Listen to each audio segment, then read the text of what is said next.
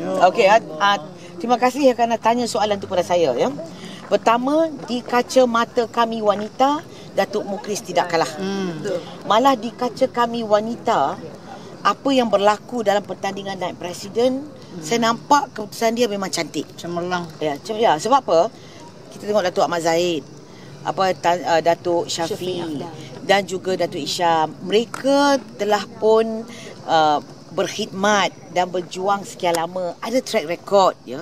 Dan Datuk Mukhlis dia masuk ya. Kita pun ya wanita pun pada hari itu kita terima kemasukan Datuk Mukhlis dengan hati yang baik ya.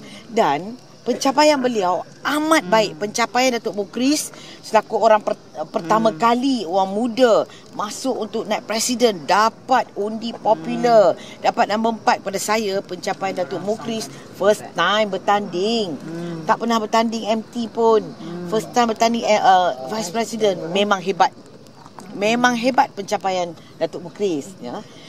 Itu tidak betul kata UMNO tak terima. UMNO sayang dekat kami wanita, kita sayang dekat presiden, sayang timbalan presiden, sayang naik presiden, dan kita sayang pada Datuk Mukhlis. Yang MT semua.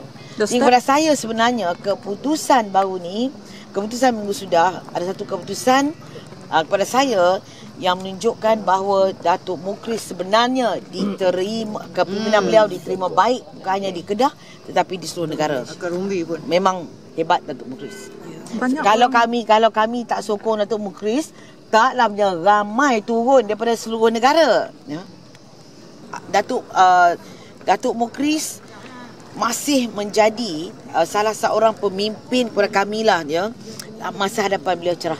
Don't worry, InsyaAllah lah akan sampai nanti Datuk Mukhlis.